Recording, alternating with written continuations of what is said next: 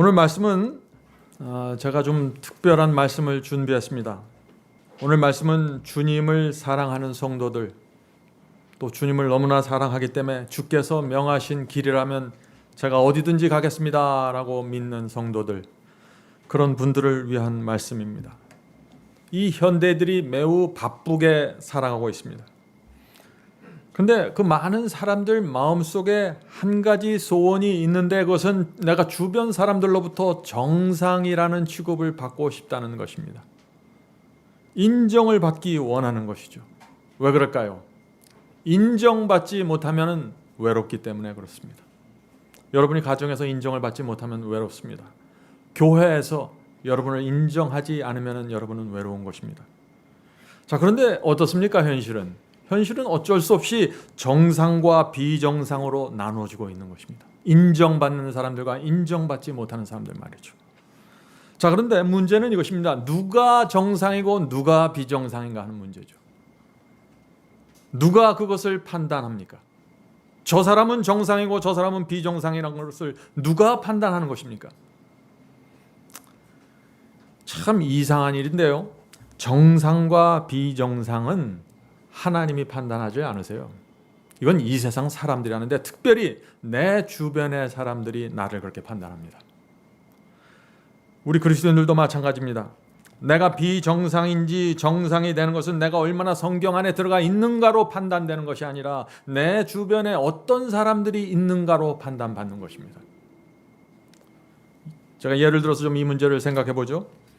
저는 미국 남부에서 30년 동안 살았는데, 그 미국 남부에 가면은 대부분이 아주 보수적인 남침내 교단의 교회들입니다. 그곳에서 남침내 교회 이외의 다른 교회를 가면은 아주 소수에 속해져 버립니다. 예를 들어서 그 지역에서 장로교회를 다니면 주변 사람들이 물어봅니다. 왜 당신은 예정론을 믿는 장로교회를 다니십니까? 이해가 안 됩니다. 그런 질문을 받을 수 있는 것입니다. 장로교회는 미국 남부에서는 비정상인 것이죠. 한국에서는 정상이죠. 이것이 무슨 말입니까? 지역에 따라서 정상과 비정상이 나눠질 수 있다는 것이죠. 남미는 어떻습니까? 남미는 대부분이 어느 교회입니까? 네, 천주교회입니다. 거기는 남미에 가서 개신교회를 믿으면 사람들이 쳐다봅니다. 저 사람은 왜 저 교회를 다닐까? 중동 지방에 가면 어떨까요? 중동 지방에 가면 기독교인 자체가 되는 게 위험합니다. 여러분은 지금 아주 멋진 옷을 입고 이 교회에 나오셨죠. 그런데 여러분이 지금 유럽의 나체촌을 가면 어떻게 될까요? 아주 비정상이 되는 것입니다. 제가 지금 무엇을 말하려고 하는지 여러분들 이해가 되십니까? 이제 제가 질문을 좀 드리고자 합니다.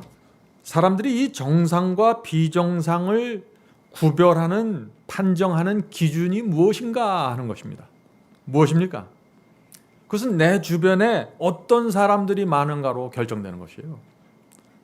그래서 이 세상에서 정상과 비정상은 내 신앙과 내 마음과 내 성품과 내 사상과 내가 진리를 붙잡고 있는가로 결정되는 것이 아니라 내 주변에 어떤 사람들이 무엇을 믿고 있는가로 결정된다 하는 것입니다. 이것을 혼돈하면 굉장히 아주 불편하고 외로운 삶을 살게 돼요. 진리를 붙잡고 있으면서. 그래서 오늘 제가 이 말씀을 드리는 것입니다. 성도 여러분, 여러분이 아무리 성경대로 믿을지라도 여러분 주변 사람들이 성경대로 믿지 않으면 어떻게 될까요? 여러분 즉시로 비정상이 되는 것입니다. 그것이 지금 이 세상에서 말하고 있는 이단과 정통의 이야기입니다. 심지어 우주의 왕 창조주께서, 하나님께서 나는 너를 정상이라고 선언한다 라고 말씀하셔도, 또 성경을 기록한 선지자들과 사도들이 나를 정상으로 인정해 줄지라도 이 세상 교회와 사람들의 눈에 내가 이단이 될 수 있다는 것입니다. 왜 그럴까요? 사람들은 숫자로 결정하기 때문이죠. 참으로 무서운 것은요, 내 주변 사람들이 내가 정상인지 비정상인지 내 주변 사람들이 나를 결정해 버린다는 것입니다. 나는 아무런 힘이 없어요. 저 사람들이 결정하면 나는 그렇게 되는 것입니다. 그것이 이 세상에서 지금 돌아가는 이치예요. 한국에는 참 이런 일들이 다른 어떤 나라보다도 심각한 나라입니다.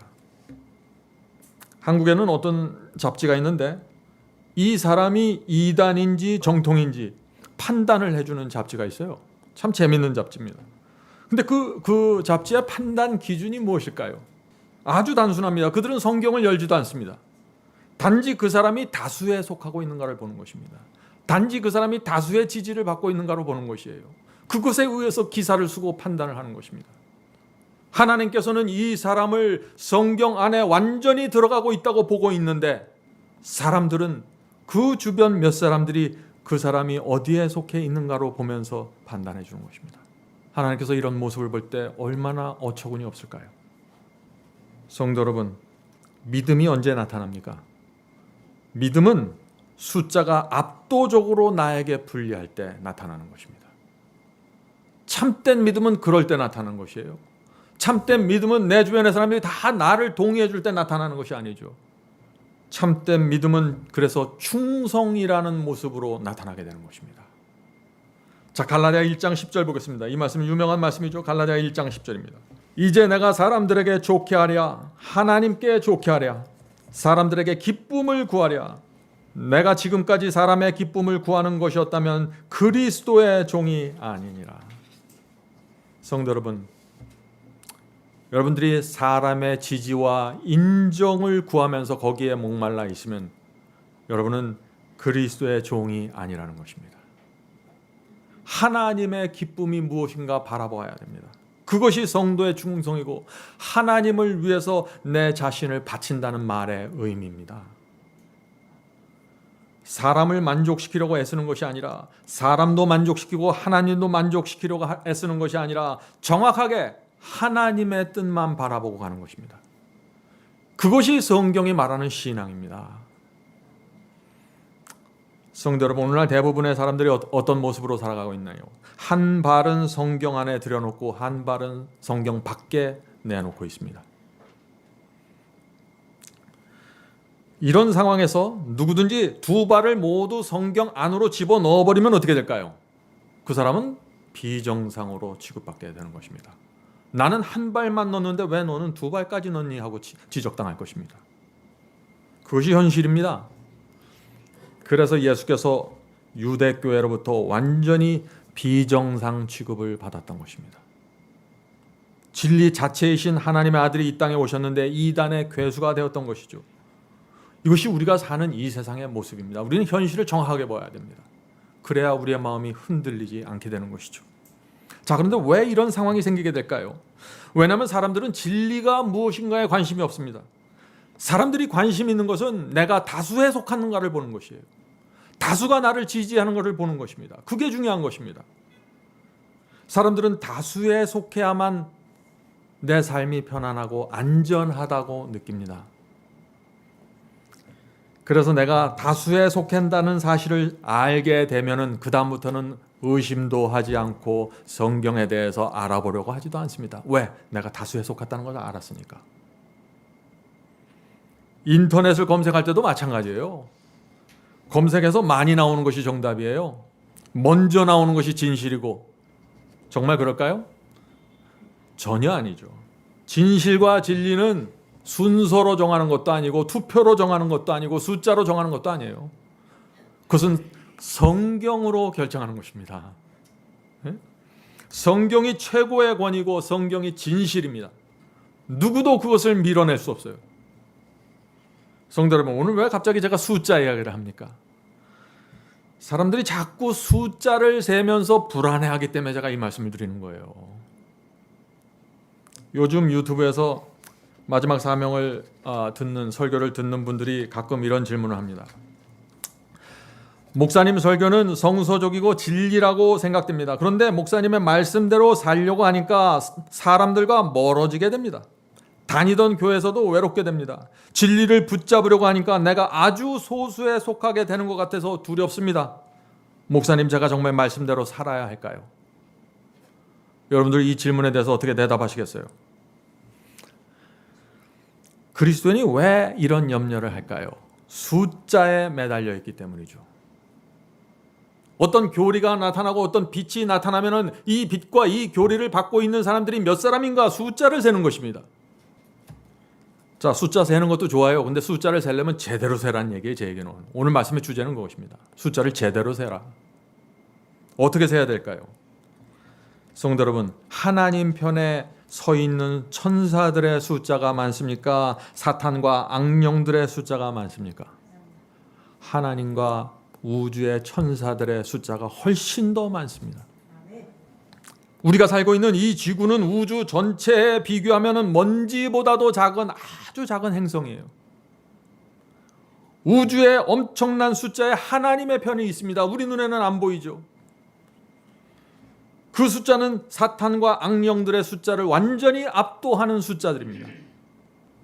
하나님께서 악령들을 압도하기 위하여 압도적인 숫자의 천사들을 이 날마다 이 지구에 보내주고 계신 것입니다. 그것을 보는 사람들이 믿음으로 살아갈 수 있는 것이에요. 더 이상 숫자를 세지 않습니다. 왜? 이미 숫자는 내가 압도하고 있기 때문에.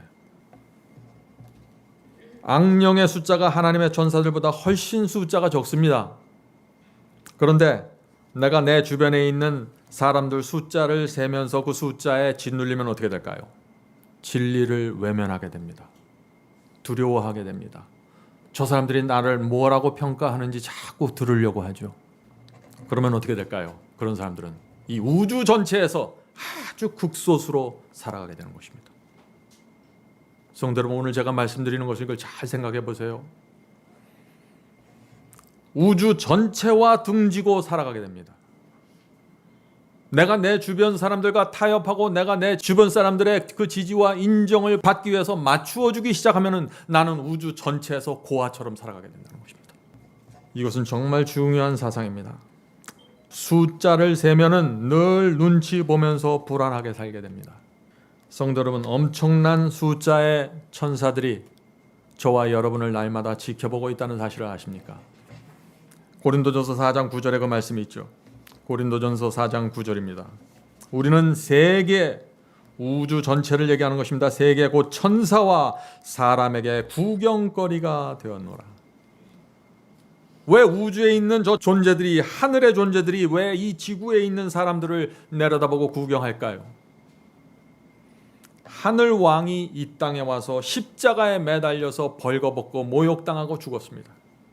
이 지구인들을 구하기 위해서 말이죠.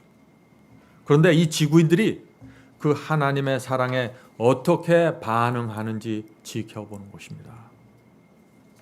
성도 여러분, 하나님과 천천만만의 천사들의 눈에 누가 정상으로 보일까요? 굉장히 중요한 질문입니다. 십자가의 사랑과 은혜에 감사하는 사람들일까요? 아니면 그것을 모른 척하고 살아가는 사람들일까요? 하나님의 말씀이라는 것은 모든 것을 바쳐서 충성하는 성도들입니까? 아니면 내 마음에 맞는 몇 가지 말씀을 붙잡고 위로받는 사람들입니까? 하늘이 볼 땐 누가 정상이라는 것입니까? 주변 사람들이 이상한 눈으로 볼지라도 진리 위에 정확하게 서는 성도들이 나타날 때 온 하늘은 그 성도에게 집중하는 것입니다. 왜? 십자가가 만들어내기 원하는 바로 그 사람이 나타났기 때문이죠. 우리가 그래서 이런 것을 알아야 됩니다. 지금 하나님과 천사들은요, 이 지구를 정상으로 보지 않는다는 사실 말이죠. 하나님과 천사들 눈에는 지구 대부분의 사람들이 비정상입니다. 왜 비정상일까요? 거의 모든 사람들이 하나님의 뜻과 주님의 말씀에 관심이 없습니다. 심지어 교회 다니는 사람들까지 진리가 무엇인지 확인하려고 하지는 않습니다. 주님을 믿는다고 말하는데 그 주님의 말씀과 계명에는 관심이 없습니다. 성도 여러분, 지금 지구가 이런 상황입니다. 그런데 이 지구 안에서 인정을 받아보시겠다고요? 정상 취급을 받기 원하십니까? 이 지구에서. 그게 무슨 뜻이에요? 이 지구에서 인정을 받고 이 지구에서 나는 정상이 되고 싶습니다. 그것이 무슨 뜻입니까? 하나님과 천사들에겐 완전히 비정상이 된다는 얘기입니다. 제 말씀을 이해하십니까, 여러분? 굉장히 중요한 이슈입니다. 그리스도인은 그래서 우주 전체를 보면서 살아가야 되는 것입니다. 왜 우리가 우주 전체를 바라보아야 할까요? 왜냐하면 우리가 살 곳은 이 땅이 아닙니다. 우리가 살 곳은 저 우주 하늘에 있는 것입니다. 그러므로 우리가 영원히 살 그곳의 사람들이, 그곳의 존재들이, 그곳의 하나님과 성령과 예수께서 나를 어떻게 보는가가 중요한 것입니다. 여러분 주변에 있는 주변 사람들이 이 지구에서 전체가 여러분을 지지한다고 할지라도 아무 소용이 없습니다. 그래서 우리가 성경 말씀을 알아야 하는 것입니다. 성경을 알아야 하늘의 뜻을 알기 때문에 그런 것입니다. 평생 동안 교회 다녀보세요.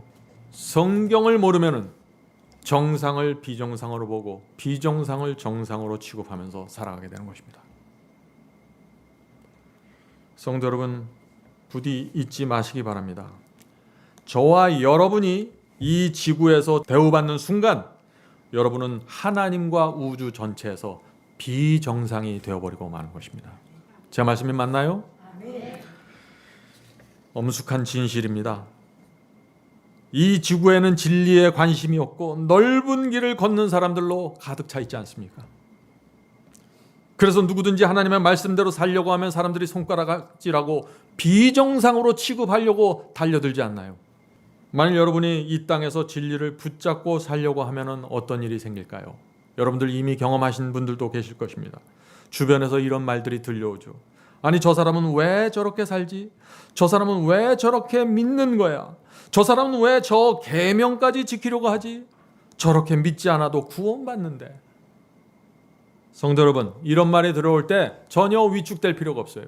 왜 그래요? 우리는 확실한 숫자를 확보하고 있기 때문입니다. 온 우주와 하늘은 그렇게 생각하지 않습니다. 중요한 것은 우리의 생각과 우리의 믿음이 하늘의 사상과 같은가입니다. 이 우주의 절대 다수와 우리가 같은 것을 공유하고 있는가, 그것입니다. 우리를 구원해 주는 존재들은 이 땅의 존재들이 아닙니다. 하늘의 존재들이 우리를 구원해 주시는 거죠. 성도 여러분, 얼마나 감사합니까? 우리가 우리 혼자 고아처럼 사는 것이 아니라 우주 전체가 내 뒤편에 서서 같은 편이 되어준다는 것입니다. 조건은 무엇이에요? 내가 진리를 붙잡고 그것을 믿고 있는 동안 말이죠. 비행기를 탈 때마다 느끼는 것이 있죠. 인천공항에 가면은 그 건물의 웅장함에 압도당합니다. 멋있습니다, 인천공항이. 자, 그런데 비행기를 타고 조금만 높게 뜨면 어떻게 될까요? 처음에는 사람들이 안 보입니다. 아주 작아집니다. 점점점 높이 뜨면 인천공항도 그 옆에 있던 건물이나 아파트도 아주 작은 성냥갑처럼 보이게 됩니다. 그런데 사람들이 어떻게 해요? 그 성냥갑처럼 보이는 곳에서 서로 경쟁하고 다투고 인정받지 못해서 눈치를 보며 살아가고 있는 것입니다. 저 사람들이 나를 인정해 주지 않으니까 불안하죠. 근데 비행기 타고 조금만 올라가면 다 의미 없는 얘기예요. 그게 눈에 보이지도 않아요. 왜 사람들이 그런 모습으로 살아가게 될까요? 이 조그만 지구에 쭈그려 앉아서 살기 때문이죠. 위를 보지 못하기 때문입니다. 우주 전체에서 압도적인 숫자와 능력으로 지배하는 그 하나님과 천사들과 성령을 보지 못하기 때문에 내 앞에 있는 몇 안 되는 참 메뚜기 같은 인물들 때문에 위축받는 것입니다. 성도 여러분, 우리도 엘리사처럼 눈이 열려야 되지 않겠습니까? 우리도 불말을 보아야 되는 것입니다. 불말과 불병거, 우리 주변을 지치고 있는 불말과 불병거, 이것을 보는 사람들이 믿음으로 나갈 수 있는 것입니다. 하늘은 정말 엄청난 곳 아닙니까? 여러분들 외로울 때 하늘을 생각하십시오. 말할 수 없이 행복하고 아름다운 곳이 하늘입니다. 바울은 그래서 하늘에 대해서 이렇게 말했습니다. 고린도전서 2장 9절입니다. 고린도전서 2장 9절. 기록된 바 하나님이 자기를 사랑하는 자들을 위하여 예배하신 모든 것은 눈으로 보지 못하고 귀로 듣지도 못하고 사람의 마음으로 생각하지도 못하였다 함과 같으니라. 하늘은 이런 곳입니다. 여러분들 하늘을 상상하십니까? 여러분들이 상상하는 훨씬 더 그 이상입니다. 하늘은 우리의 생각과 상상을 뛰어넘는 아름다운 곳이죠. 엄청난 곳입니다. 그곳은 병도 없고 슬픔도 없습니다. 하나님께서는 우리에게 온 우주를 다니면서 여행할 수 있는 권리와 시간을 주실 것입니다. 이 땅에 사는 그 짧은 시간 동안, 우리가 갖고 있는 이 짧은 은혜의 시간 동안 우리가 하나님의 말씀을 붙잡고 충성하기만 한다면 우리는 영원을 살게 되는 것입니다. 사자와 놀고 천사들과 대화하면서 살게 될 것입니다. 얼마나 아름답습니까? 자, 그런데 이렇게 주님을 믿고 하늘을 믿는다는 사람들이 이 세상 내 앞에 있는 몇 사람들의, 내 주변에 있는 몇 사람들의 인정을 받지 못해서 외로움을 느끼면 되겠습니까? 자, 우리가 이 진리를 자꾸 외면하고 자꾸 두려워하고 어떤 세빛을 받을 때 주춤거리고 왜 이런 일이 생길까요? 우리 마음 깊은 곳에 하늘보다 땅을 소중하게 생각하는 정신이 있기 때문이 아닐까요? 하늘이 우리의 그런 모습을 보면 얼마나 안타까울까요? 내가 그렇게, 이 하늘이 그렇게 수많은 선지자들 보내주고 사도들을 보내주고 메시아를 보내주고 십자가를 세우고 지난 수천 년의 역사 동안 그 수많은 증거와 역사를 제시해 주었는데, 예언을 주었는데, 그것까지도 보면서 불안해서 그 작은 빛 하나를 받아들이지 못해서 안절부절 초조하는 그런 모습을 보면 하늘이 얼마나 슬플까요? 하늘은 이 세상을 완전히 비정상으로 보고 있습니다. 어쩌면 지구 사람들이 저렇게 생각이 없을까라고 생각할지도 모르겠습니다. 잠깐 후면 이렇게 엄청난 보상과 영원한 상급을 갖고 하나님께서 직접 기다리고 있는데 왜 저렇게 바로 눈앞에 있는 것도 보지 못하고 살아갈까? 그렇게 생각하지 않겠어요? 성도 여러분, 제가 분명히 다시 말씀드리지만 이 세상을 위해서 살아가는 사람들, 이 땅에 말뚝을 받고 여기서 영원히 살 것처럼 살아가는 사람들은요, 우주 전체에서 아주 극소수가 되는 것입니다. 이 우주의 대부분의 존재들은 하늘에서 살게 될 것입니다. 이 땅에 남게 될 사람들은 완전히 우주 전체에서 배제된 인물들이 될 것입니다. 성경은 그들을 악인이라고 부르는 것입니다. 여러분들은 무엇을 선택하시겠어요? 상황을 잘 판단해 보아야 합니다. 자, 한 가지 제가 꼭 말씀드리고 싶은 것은 이 마지막 시대가 되면은요, 기독교회를 상대로 반대편에 서는 신앙이 필요합니다. 제가 좀 무모한 얘기를 하는 것 같죠? 이것이 현실이에요. 마지막 라오디게아 교회가 어떤 교회입니까? 하나님께서 보실 때 토해 내치고 싶은 교회라고 성경은 말하고 있는 것입니다. 자, 그 말씀을 읽어볼까요? 계시록 3장 14절부터 15절입니다. 계시록 3장 14절 15절. 라오디게아 교회의 사자에게 편지하기를 아멘이시오, 충성되고 참된 증인이시오. 하나님의 창조의 근본이신 이가 가라사대 내가 네 행위를 아노니 네가 차지도 아니하고 덥지도 아니하도다. 내 입에서 너를 토하여 내치리라. 하나님께서 지금 라오디게아 교인들을 향해서 내가 너희를 토해 내치고 싶다고 지금 말하고 있는 것입니다. 성도 여러분, 여러분은 이런 교회에서 정상으로 인정받길 원합니까?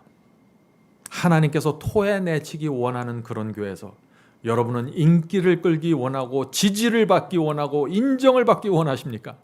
그것이 오늘날 기독교의 모습인데 잘 생각해 보세요.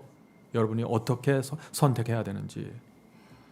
사도 요한은 마지막 시대 기독교회는 바벨론이 될 것이고 온갖 더러운 영들이 모여들 것이 될 것이라고 경고하고 있습니다. 여러분은 그런 교회에서 동의를 구하고 여러분의 신앙에 동의를 구하고 그들이 인정을 해주는 신앙을 하길 원하시나요? 잘 생각해 보시기 바랍니다. 라오디게아 교회에서 내가 절대 다수의 지지를 받고 있다는 것이 무슨 뜻입니까? 그러면은 내가 라오디게아 교회에서 인정받고 있고 지지받고 있다는 것이 무슨 뜻이에요? 하나님께서 토해 내치고 싶은 그 그룹에 내가 속해 있다는 뜻입니다. 조심하셔야 되죠. 자, 왜 하나님께서 이 라오디게아 교회를 보면서 토해 내치고 싶다고 말씀하셨을까요? 그 말씀은 분명합니다. 차지도 않고 덥지도 않기 때문이죠. 자, 차지도 않고 덥지도 않다는 말이 무슨 뜻입니까? 주님을 믿는다고 하면서 중간에 서 있으려고 하는 것이에요. 하나님이 저기 계시고 사람들은 여기 있는데 내가 그 중간에 살고 싶다는 것입니다. 왜 그럴까요? 하나님의 말씀과 어느 정도 원합니다. 그러면서 동시에 사람들의 지지도 받기 원합니다. 하나님의 말씀 속으로 완전히 들어가기가 싫습니다. 왜? 들어가면 사람들의 지지를 잃어버릴 수 있으니까. 그래서 하나님께서 그들을 뜨뜻 미지근하다고 하면서 토에 내치고 싶다 하는 것입니다. 그러면서 구원과 영생은 또 하나님께 가서 받고 싶어 해요. 참, 우리가 현실을 좀 직시하자는 것이 오늘 말씀의 제 의도입니다. 성도 여러분, 믿음이 무엇인가요? 히브리서 11장을 보겠습니다. 히브리서 11장은 믿음장이라고 부르죠. 히브리서 11장만큼 믿음이 정확하게 제시되어 있는 성경장은 많지 않습니다. 자, 히브리서 11장 1절부터 2절 보겠습니다. 믿음에 대해서 이렇게 설명합니다. 믿음은 바라는 것들의 실상이요 보지 못하는 것들의 증거니 선진들이 이로써 증거를 얻었느니라. 자, 이 말씀이 무슨 뜻입니까? 믿음이 뭐예요? 보이지 않는 것을 보는 것처럼 믿는 것이라는 것입니다. 선진들이 이로써 증거를 얻었다고 했습니다. 자, 이 말씀은 또 무슨 뜻인가요? 믿음의 조상들은, 여기에 나오는 아브라함과 아벨과 같은 이 믿음의 조상들은 보이지 않는 것을 보는 것처럼 믿었기 때문에 증거를 받았다는 것입니다. 성도 여러분, 많은 사람들은 왜 믿음을 잃어버릴까요? 눈앞에 보이는 것만 보고 살기 때문이죠. 믿음은 보이지 않는 것을 보는 것인데 보이는 것만 보는 것입니다. 보이는 것에 숫자를 세는 것이에요. 숫자를 세려면 보이는 것과 보이지 않는 것 전체 통계를 내야 될 텐데, 그래서 믿음을 잃어버리는 것입니다. 자, 히브리서 11장에 기록된 이 믿음의 조상들이 어떤 삶을 살았습니까? 이 세상에서 그들이 어떤 취급을 받았나요? 그들은 정상이었습니까? 비정상이었습니까? 자, 이 말씀을 읽어보죠. 히브리서 11장 32절 39절입니다. 32절부터 39절. 내가 무슨 말을 더하리요? 기드온, 바락, 삼손, 입다와 다윗과 사무엘과 및 선지자들의 일을 말하려면 내게 시간이 부족하리로다. 저희가 믿음으로 나라들을 이기기도 하고 의를 행하기도 하고 약속을 받기도 하고 사자들의 입을 막기도 하며 불의 세력을 멸하기도 하며 칼날을 피하기도 하며 연약한 가운데서 강하게 되기도 하며 전쟁이 용맹되어 이방 사람들의 진을 물리치기도 하며. 자, 여기 믿음의 사람들이 엄청난 일을 행하는 모습이 나오죠. 여기까지 참 멋있어 보입니다. 나라를 지키고 의를 행하며 약속을 받고 사자들의 입을 막고, 누가 이렇게 영웅같이 멋있는 신앙을 싫어하겠어요? 다 좋아하죠. 그런데 이 반대의 삶이 또 있는 것입니다. 자, 그 모습을 읽겠습니다. 35절입니다. 여자들은 자기의 죽은 자를 부활로 받기도 하며 또 어떤 이들은 더 좋은 부활을 얻고자 하여 무엇을 받되? 악형을 받되 구차히 면하지 아니하였으며 또 어떤 이들은 희롱과 채찍질뿐 아니라 결박과 옥에 갇히는 시험도 받았으며 돌로 치는 것과 톱으로 켜는 것과 시험과 칼에 죽는 것을 당하고 양과 염소의 가죽을 입고 유리하며 궁핍과 환난과 학대를 받았으니 이런 사람은 세상이 감당치 못하도다. 저희가 광야와 산중과 아물과 토굴에 유리하였느니라. 이 사람들이 다 믿음으로 말미암아 증거를 받았으나 약속을 받지 못하였으니. 성도 여러분, 바로 이 부분입니다. 바로 이 부분이 오늘날 현대 기독교에서 말하는 복음에서 빠져버린 것입니다. 주의 말씀과 계명에 순종하는 삶을 살면은 악형도 받고 엄청난 손해도 보고 희롱당하고 결박당하고 옥에 갇히고 돌로 맞을 수 있는데, 이것이 믿음인데 이 부분이 복음에서 실종돼 버린 것입니다. 그래서 사람들이 믿는다고 하면서 넓은 길을 가라는 것이죠. 많은 사람들이 이런 질문을 하죠. 유튜브에서 목사님이 하는 설교처럼 믿고 살면 아주 소수에 속하게 됩니다. 신앙을 그렇게 하면 매우 불안정할 것 같습니다 하는 질문 말이죠. 소수에 속하는 것을 두려워하는 것입니다. 하나님께 등지는 것을 두려워하지 않고 소수에 속하는 것을 두려워하는 것입니다. 이런 사람들은 히브리서 11장에 단 한 사람도 없습니다. 히브리서 11장은 다 비정상이었고 소수였고 하나님 편에 확실히 들어간 사람들이에요. 그래서 이런 질문을 갖고 있는 분들은 히브리서 11장을 기도하면서 하나하나 읽어보시면 되는 것입니다. 어려운 것이 전혀 없습니다. 자, 믿음의 조상들은 그렇다면 왜 그런 모습으로 살았을까요? 대답은 아주 간단합니다. 그들은 이 지구에서 소수에 속했기 때문이죠. 그들은 이 지구에서 비정상이었기 때문입니다. 그래서 핍박받고 그래서 죽은 것입니다. 그래서 그들처럼 믿으면은 로마 황제로부터 악형을 받아야 했고 조롱받아야 했고 채찍질 받아야 했고 옥에 갇혀야 했고 돌에 맞아야 했던 것입니다. 비록 우주 전체에서는 다수에 속했고 하나님께서 그들 편에 서 계셨지만 그들이 살던 그 지역에서는 그들이 소수였고 비정상이었어요. 그래서 온갖 악행을 당해야만 했던 것입니다. 성도 여러분, 여러분이 삶 속에 여러분이 진리를 갖고 있다는 이유 때문에 어려움이 찾아오시면은 우주를 바라보세요. 얼마나 많은 숫자가 나를 지지해주고 있는지 바라보셔야 되는 것입니다. 그것이 믿음이랍니다. 물론 지금은 로마 황제의 핍박도 없죠. 채찍도 없습니다. 옥에 갇히는 일도 없습니다. 그러나 오늘날 기독교는 어떻습니까? 누구든지 진리를 정확하게 붙잡으려고 하면은 눈치를 줍니다. 이상하게 바라보고 부당한 대우를 합니다. 교회 안에서조차 외로움과 불편함을 듣게 하게 되는 것입니다. 예수께서 토해내치고 싶은 교회이기 때문에 이런 상황들이 생기는 것입니다. 그래서 오랫동안 함께 교회 다니던 친구들이 어느 날 떠나가게 되는 것입니다. 가까운 곳에 교회가 있지만 먼 교회를 찾아가고 멀리서도 찾지 못하면 가나안 성도가 되는 것입니다. 이것이 오늘날 기독교의 모습 아닌가요? 진리에 순종하기 위해서 교회를 떠나는 사람들이 점점점 늘어나고 있습니다. 성도 여러분, 그러나 오해하지 마십시오. 저와 여러분만 이렇게 진리 때문에 어려워하고 힘든 것이 아닙니다. 각 시대마다 하나님께서 주시는 말씀을 있는 그대로 붙잡고 살았던 성도들은 다 비슷한 길을 걸었습니다. 히브리서 11장에서 하나님을 믿는 성도들이 어떤 경험을 했나요? 자, 아벨은 어떤 경험을 했습니까? 아벨은 제사와 예배라는 진리 때문에 순교당했습니다. 히브리서 11장 4절에 그 말씀이 있죠. 믿음으로 아벨은 가인보다 더 나은 제사를 하나님께 드림으로 의로운 자라 하는 증거를 얻었으니 하나님이 그 예물에 대하여 증거하심이라. 저가 죽었으나 그 믿음으로써 오히려 말하느니라. 가인과 아벨은 형제였습니다. 두 형제 사이에 논쟁이 생겼는데 그 논쟁의 이슈가 뭐예요? 제사와 예배에 대한 문제였습니다. 히브리서는 아벨이 더 나은 제사를 드렸고 의롭다는 증거를 받았다고 했죠. 다시 말해서 온 하늘과 우주의 천사들은 아벨을 의인으로 보았다는 것입니다. 그런데 가인의 눈에는 이 아벨이 완전히 비정상처럼 보인 것입니다. 어떤 결과가 생겼을까요?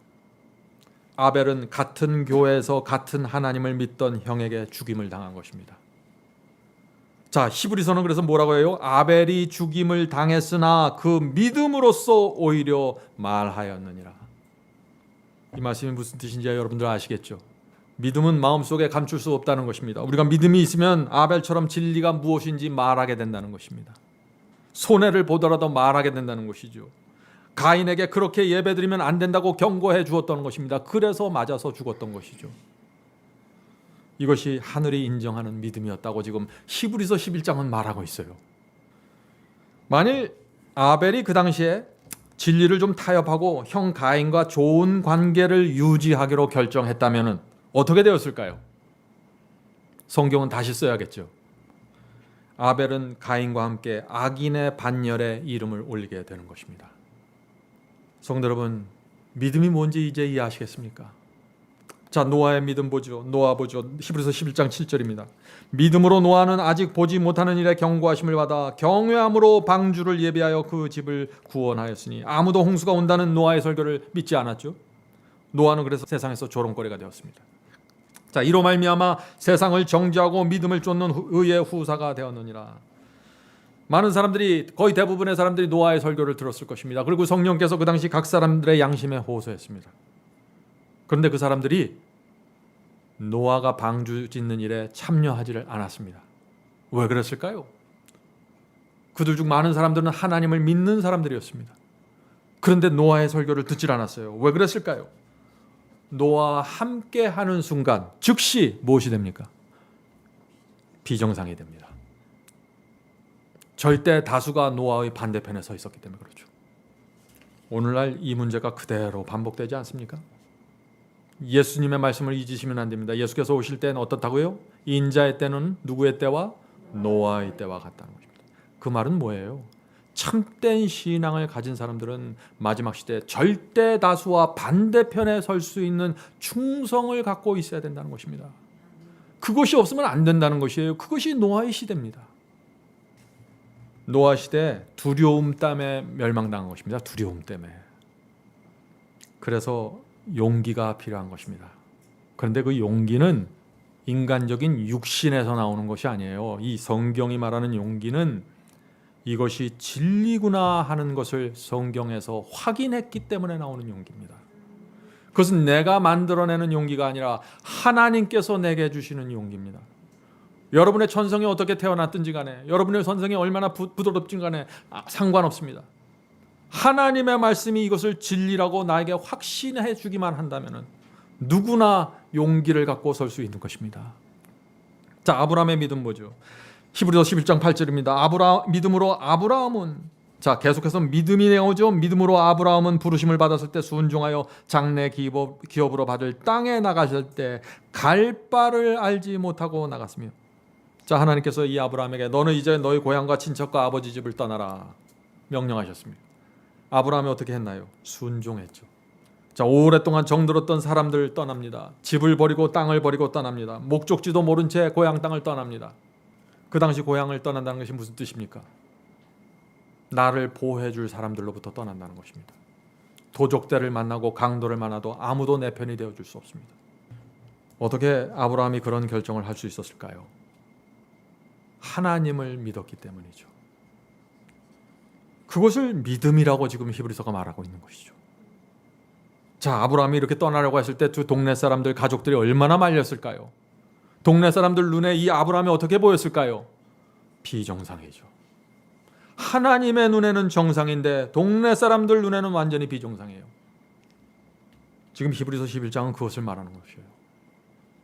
성도 여러분, 성경이 정상이라고 해야 정상이 되는 것입니다. 내 주변 사람들이 뭐라고 말하는 것이 중요하지 않아요. 성경이 정상이라면 정상이고 성경이 비정상이라면 비정상이에요. 이건 사람이 결정하는 것이 아니에요. 근데 많은 사람들이 사람이 결정하려고 나서죠. 자꾸 착각이죠. 모세는 어떤 믿음을 갖고 있었습니까? 하나님의 말씀에 순종하기 위해서 어떻게 했나요? 왕의 보좌를 버렸죠. 하나님의 백성과 고난받으려고 왕의 보좌를 버리고 떠났습니다. 주변에서 얼마나 말렸을까요? 모세는 애굽 전체에서 무엇이 되었습니까? 비정상이 되었습니다. 그러나 하늘은 모세를 지극히 정상으로 보았습니다. 여러분은 지금 하늘이 여러분을 어떻게 보십니까? 굉장히 중요한 질문입니다. 성도 여러분, 우리가 사는 이 나라의 의견만 보면 안 돼요. 모세가 자기가 살고 있던 애굽의 의견을 존중했으면 왕자를 버리지 못해요. 여러분이 대한민국에서 어떤 의견을 갖고 여러분의 신앙을 판단하는 것을 보면 안 되는 것입니다. 우주 전체가 무엇이라고 판단하는지 보셔야 되는 것입니다. 그것이 유일한 판단 기준이고 성경이 최고의 권위를 갖고 있는 것입니다. 성도 여러분, 그러므로 우리가 이것을 인정할 수밖에 없는 것입니다. 우리가 참된 믿음을 갖기 원하면은 이 세상에서 비정상적인 취급을 당할 수 있다는 그 현실을 인정해야 하는 것입니다. 예수께서 왜 천국 가는 길이 좁다고 했을까요? 이 세상에서 비정상이라는 취급을 받으면서 가야 되기 때문이죠. 왜 멸망으로 가는 길은 넓다고 했습니까? 왜냐하면 그 길은 이 세상의 지지를 받으면서 정상인의 대우를 받으면서 살기 때문이죠. 과연 누가 주님을 위해서 좁은 길을 선택할까요? 믿음을 가진 성도 외에 누가 좁은 길을 가겠습니까? 아무도 갈 수 없습니다. 하나님을 믿는 사람들만 가는 것입니다.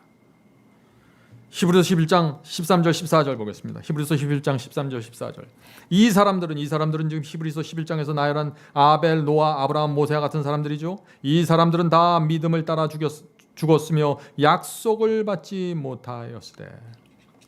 자, 그 다음에 이어지는 말씀이 중요합니다. 들어보세요.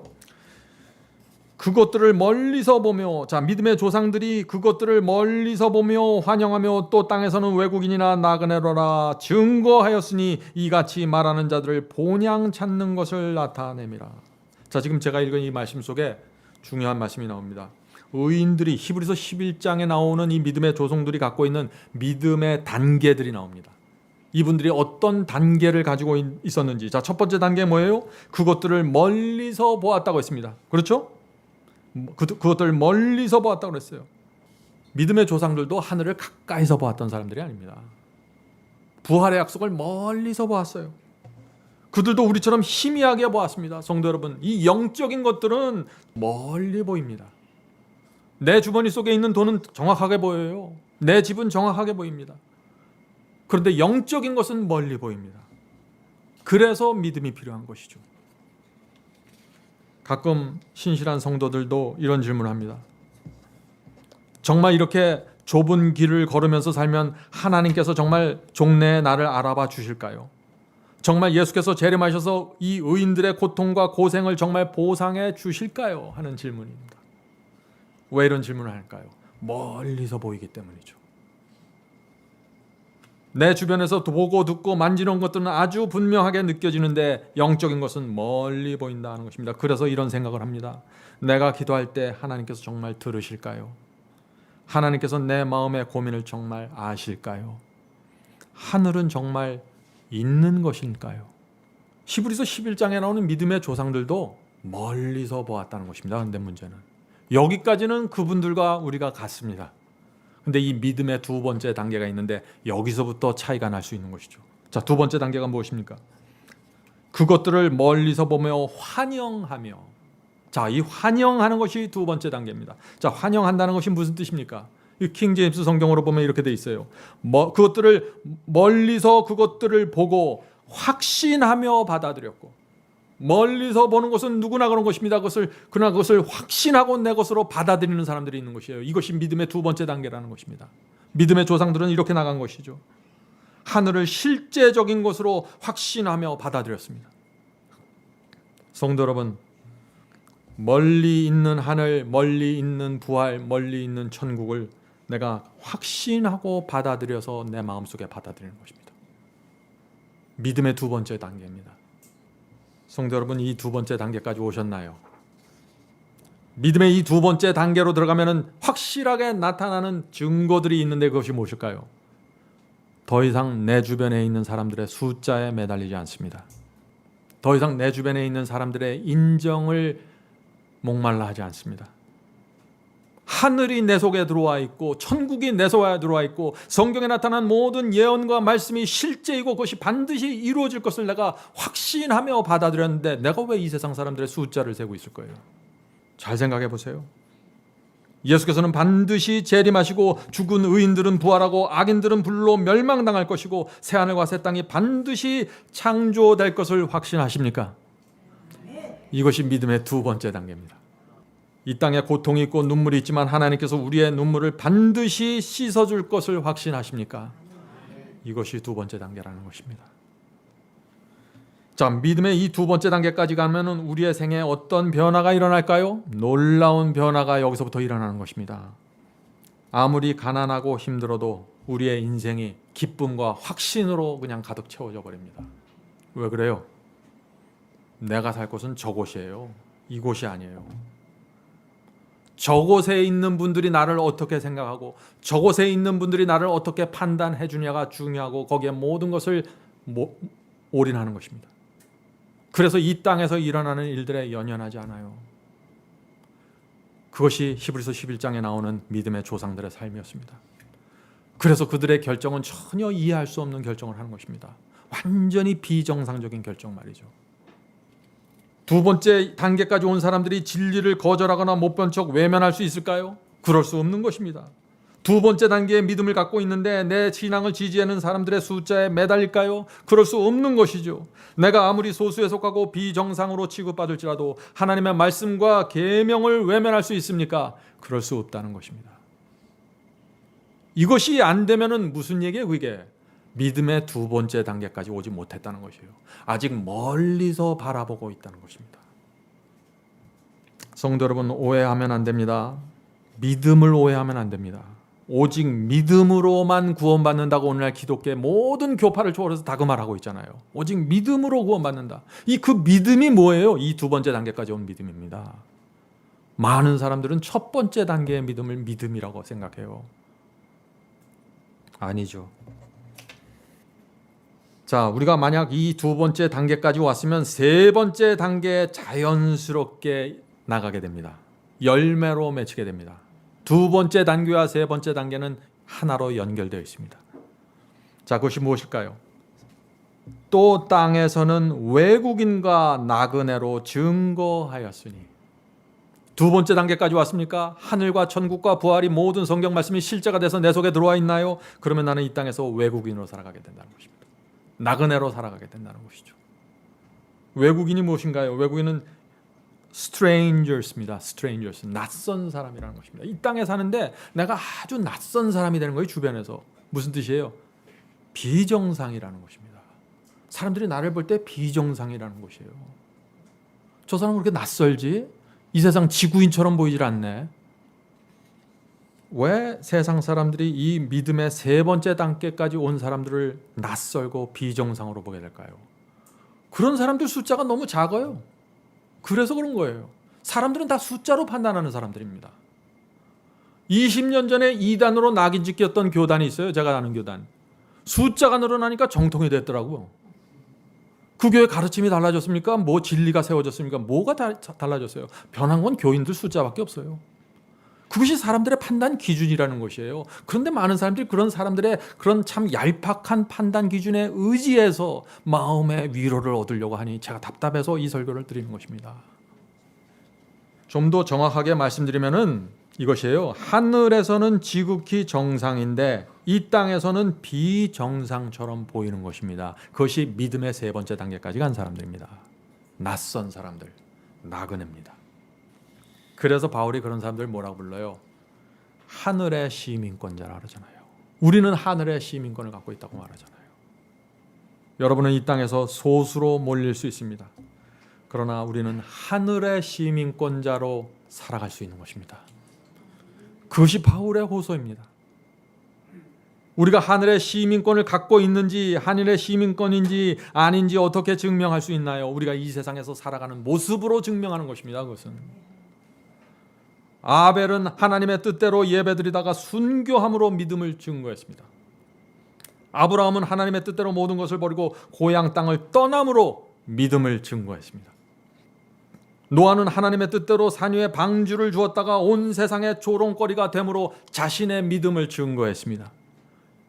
성도 여러분, 믿음을 증거한다는 것이 무엇인지를 이해하셔야 돼요. 그들 모두는 사람들의 인정과 지지를 받지 못했습니다. 그들은 이 세상에서 철저하게 비정상이었습니다. 그런데 하늘은 그들을 철저하게 정상으로 인정하고 구원의 인을 쳐 주었던 것입니다. 이것이 성경이 말하는 구원입니다. 사랑하는 성도 여러분, 여러분은 오늘 우리가 나눈 이 히브리서 11장의 믿음으로 나가기 원하십니까? 성령께서 진리 안에서 소수가 되고 말씀 안에서 비정상이 되는 이 믿음의 신비를 우리 각 사람에게 가르쳐 주시길 제가 간절히 바랍니다. 하늘에 계신 저희들의 아버지, 연약한 저희들은 이 세상에서 인정도 받고 싶고 정상으로 취급받기 원합니다. 그러나 하나님의 진리 때문에 저희가 비정상이 되어야 한다면 그렇게 하기 원합니다. 주여 도와주시고 저희의 길을 인도해 주시옵소서. 믿음이 무엇인지 가르쳐 주시옵소서. 저희의 눈을 열어주셔서 사람만 보는 것이 아니라 하늘의 존재들을 볼 수 있도록 도와주시옵소서.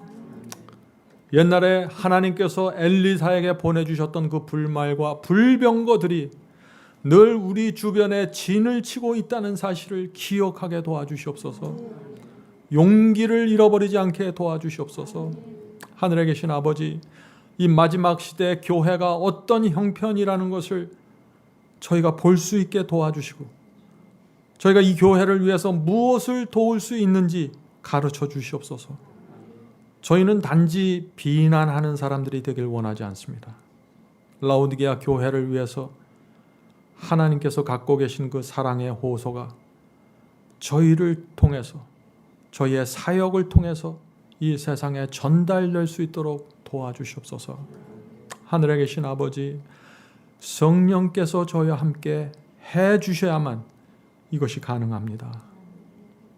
이곳에 모여있는 성도들, 주께서 각 개인을 아시오니 그들의 영적인 필요를 채워주시고 맺혀 있는 것들을 풀어주시고 그 가정의 어려운 문제들을 헤아려 주시옵소서.